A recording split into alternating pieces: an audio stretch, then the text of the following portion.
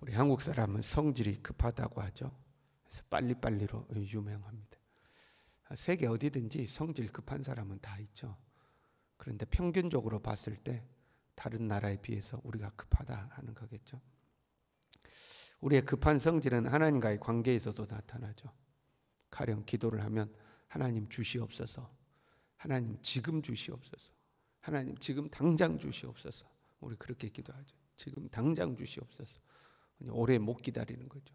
오늘 기도했으면 하나님이 내일 응답 주셔야 되는데 오래 못 기다려. 빨리빨리 하나님 택배도 하루 만에 옵니다. 하나님의 기도도 빨리 하루 만에 응답돼야지. 빨리빨리 우리의 이 성질이 나타나는 거죠. 우리는 하나님의 전지전능하심을 믿어요. 하나님의 전지전능하심을 믿기 때문에 내가 오늘 기도하고 내일이라도 하나님 역사할 수 있다고 우리는 믿는 겁니다. 그렇잖아요. 하나님이 능력이 없다고 생각하면 빨리 이루어 달라고 기도할 수가 없는 거죠.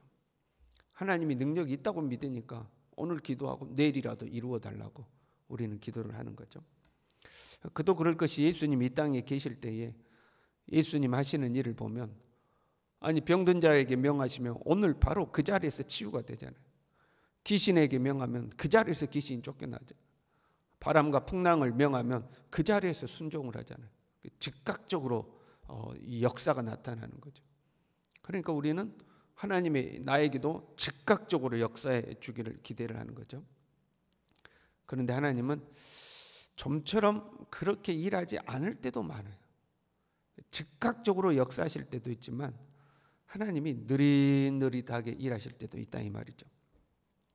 하나님의 시간은 우리의 시간과 좀 달라요. 하나님은 영원하신 분이죠. 그러나 우리는 유한한 존재입니다. 이 땅에 살 때에 많이 살면 100살을 이제 살겠죠. 하나님은 영원한 거예요. 영원하신 하나님에게 있어서 시간과 유한한 우리에게 있어서 시간의 이 무게가 다른 겁니다. 돈으로 우리가 비교를 해볼까요? 어떤 사람이 1000억을 가지고 있어요. 1000억을.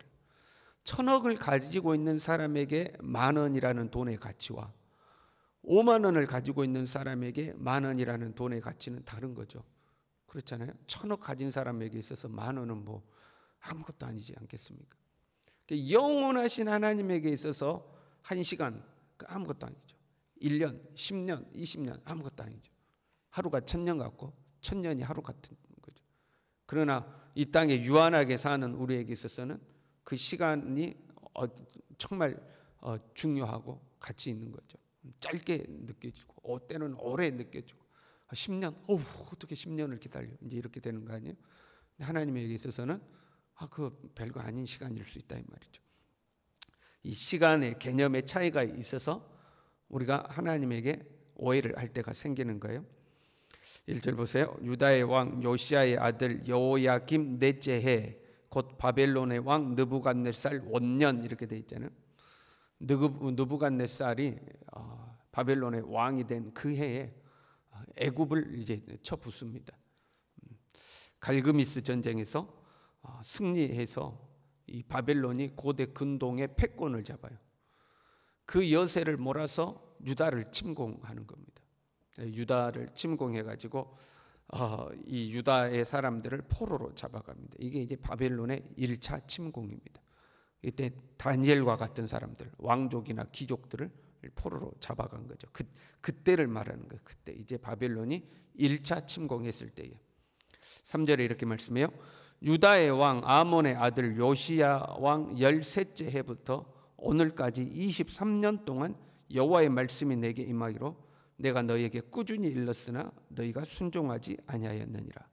이 나라는 망한다 하는 예언을 23년 전부터 해온 거예요. 나라가 망한다. 나라가 망한다. 북방에서부터 침공이 있을 것이다. 망한다. 망한다. 23년 전부터 해오던 예언이 지금 이제 이루어진 겁니다. 그 1차 침공이 이루어진 거죠. 그때 또 예언을 하는 거예요. 내가 23년 전부터 너에게 말하지 않았느냐. 그런데 나는 너희에게 꾸준히 23년 동안 말했는데 너희는 하나님의 말씀을 듣지 아니하였다. 그 결과 너희가 지금 이 고통을 당한다. 결국 이 나라는 무너지고 진멸당하고 비웃음과 조롱거리가 될 것이다. 바벨론의 70년의 포로 생활을 할 것이다 하고 지금 선언하고 있는 말씀이죠. 참 23년 동안 하나님의 말씀을 전했는데 그 말씀에 순종을 안 했다는 거예요. 근데 여러분 이걸 한번 뒤집어서 생각해 봐요. 고민이 생겨요. 제가 만약에 여기서 23년 뒤에 있을 일을 예언한다고 해봅시다. 여러분 믿겠습니까? 23년 뒤에 있을 일을 예언하는 거예요. 여러분 이대로 하면 우리나라는 망할 것입니다. 여러분 이대로 하면 우리 교회는 망할 것입니다. 당신 그대로 살면 당신은 망할 겁니다 하고 예언을 했다고 해봐요. 그럼 우리 성질은 언제 이루어져야 돼요? 오늘 말씀했으니까 내일 이루어져야 되지 않겠어요? 좀 양보했다 쳐요. 그럼 1년 안에는 이루어져야 되지 않겠어요? 그래서 제가 여기에서 여러분 하나님 나에게 말씀을 주셨습니다. 이대로 하면 여러분 망할 것입니다 하고 예언의 말씀을 전했다고 해봐요. 일부는 안 믿는 사람이 있겠죠. 에이 진짜 무슨 예언은 무슨 예언, 안 믿는 사람이 있다고 해봐요. 일부는 또 믿는 사람도 있지 않겠어요? 새벽 예배 나오신 분들은 믿겠죠. 목사님이 하나님 말씀하셨대.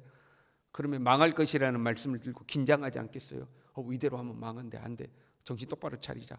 그래서 기도 생활 똑바로, 말씀 생활 똑바로 하고, 삶의 현장에서도 하나님 말씀대로 살려고 그러고, 잘못한 거 회개하고 막 한다고 해봐요. 그래서 일부는 말씀에 순종하고 일부는 순종을 안 해. 그런데 그러면 순종 안 하는 사람들이 망해야 되지 않겠어요? 1년이 지났는데 아무 일이 안 생겼어요. 그의 송구 영신 예배 때 제가 또 하는 겁니다. 여러분 이대로 살면 망할 겁니다. 그럼 몇 명이나 믿을 것 같아요? 그렇게 한 5년 지났다고 쳐봐요. 송구 영신 예배 때마다 이러면 망할 겁니다. 이러면 망할 겁니다 하고 이야기를 해요. 그런데 안 망해요. 그러면 대부분의 사람들이 목사님 또 저 말씀하신다. 저 이루어지지도 않던데 또 저 말씀하신다. 그러려니 하고 넘어가지 않겠어요? 처음에 믿었던 사람들조차도 목사님 저거 되지도 않던데 또 저 말씀하시네. 여러분 그러지 않겠습니까? 처음부터 23년 뒤에 이 말씀이 이루어집니다 그런 게 아니잖아요. 처음부터 그렇게 이야기한 게 아니에요. 이렇게 하면 망합니다라고만 한 거지. 그 말씀이 어떻게 하다 보니까 23년 뒤에 이루어진 거거든요. 그러니까 한 3년에서 5년 지나고 나면 아무도 안 믿는 거지. 에이 목사님 말은 이루어지지도 않네. 근데 목사님 또 저 이야기한다. 또 하나님이 말씀하셨대. 에이 내가 볼 때는 하나님 말씀한 거 아닌 것 같아. 하나님 말씀했으면 이루어져야지 안 이루어져. 그거 안 믿지 않겠습니까? 그리고 신앙생활은 꾸준히 해가요. 꾸준히 신앙생활을 하는 이유가 제가 전한 예언의 말씀 때문에 하는 게 아니고 개인적으로 하나님과의 관계 속에서 그냥 신앙생활을 하는 거지. 그 예언의 말씀이 이루어지지 않느냐 이제 관심도 없어지지 않겠어요? 그 세월이 23년이라는 세월인 겁니다. 4절에요. 여호와께서 그의 모든 종 선지자를 너희에게 끊임없이 보내셨으나 너희가 순종하지 아니하였으며 귀를 기울여 듣지도 아니하였도다. 하나님은 끊임없이 보내셨다는 거예요. 그러나 듣는 사람의 입장에서 보면요 오히려 신뢰가 떨어질 수도 있어요. 이 사람이 말했는데도 안 이루어져요. 저 사람이 말했는데도 안 이루어져요. 아이고 유명한 주의 종이라는 분이 말했는데도 안 이루어져요. 몇 년 안에 안 이루어져요. 야 진짜 하나님이 있기는 하는 거냐? 다들 하나님 말씀이라고 그러는데 이루어지지도 않네. 그럼 그렇게 생각하지 않겠습니까? 그리고 세월이 지나서 23년 뒤에 여러분 이루어졌다고 해봐요. 23년 뒤에 이루어졌어요. 거봐 내가 말했지 23년 전에 이렇게 될 거라고 말했지. 그럼 사람들이 뭐라고 그러겠어요? 어쩌다 보니까 이런 사건이 일어난 거지. 어쩌다 보니까 23년 동안 말한 그 말씀과 일치되는 사건이 일어난 거지. 꼭 진짜로 예언을 해서 그 예언의 말씀이 성취되는 것은 아니요. 그렇게 생각할 수도 있지 않겠습니까? 에레미야의 입장에서 내가 23년 동안 너희에게 이야기했다. 그러나 듣는 백성들의 입장에서는 23년이나 내가 그 소리 들었다는 거예요. 그런데 어쩌다가 지금 이루어진 거다. 그러니까요 바벨론의 1차 침공이 있은 뒤에도 회개하지 않습니다. 이스라엘 백성들이 돌아서지 않아요. 2차 침공, 3차 침공, 4차 침공까지 있고 예루살렘이 아예 멸망해버리기까지 말 안 들어요. 하나님의 역사라고 안 믿는 거. 어쩌다가 이렇게 됐다고 생각하는 거. 오늘 예언해서 내일 이루어진다면 믿을 텐데 말이죠. 그럼 한번 반대로 한번 생각해 봐요 여러분. 오늘 애원했더니 내일 심판이 이루어져요. 여러분 이렇게 살면 망합니다 했는데 내일 망해버려. 당신 그렇게 살면 망합니다 했는데 내일 망해버려. 그럼 여러분 어떻게 될까요? 아마 많은 사람들이 하나님의 말씀에 귀를 기울이긴 하겠죠. 말씀에 권위가 서지 않겠어요? 이야, 말하면 그대로 된다. 오늘 말하면 내일 그대로 되는 거예요. 그래서 오늘 제가 이야기하는 거예요. 여러분 망합니다. 그럼 그 이야기를 들은 사람은 어떻게 하겠어요? 회개하지 않겠어요? 회개. 오늘 망합니다 그 이야기를 듣고 오늘 회개했더니 그 망하는 일이 탁 사라져. 내일 사라졌어요. 그러면 우리는 이것을 기적이라고 그러는 거예요. 기적. 그렇잖아요. 오늘 이야기했더니 오늘 회개했더니 내일 그 문제가 해결돼 버려요. 그럼 우리는 기적이 일어났다고 그러는 거 아니에요. 기적이라고 하는 거죠. 근데 여러분 생각해 봐요. 한 사람이 망하는 것뿐만 아니라 한 국가가 망하는 것은 하루아침에 되는 게 아닙니다. 그렇잖아요, 여러분. 한 국가가 망하려면 그 나라가 망할 수밖에 없는 국제 정세라는 것이 필요한 거예요. 국제 정세 속에서 한 나라가 망하는 거지. 아무 일도 없다가 갑자기 한 나라가 팍 망하고 한 나라가 갑자기 팍 서고 그런 일은 없는 거죠. 그래서 하나님도 한 국가를 무너뜨리고 한 국가를 이렇게 세울 때는 이 세상을 운영해 나가는 질서와 원리 속에서 일하는 거지. 아무 일도 없이 평안하다 갑자기 한 나라가 팍 망하고 한 나라가 갑자기 탁 일어서고 그런 일은 없는 거예요. 그런데 우리는 기적이라는 사고 구조가 있기 때문에 기적적으로 망하고 기적적으로 선다라는 생각을 하는 거죠.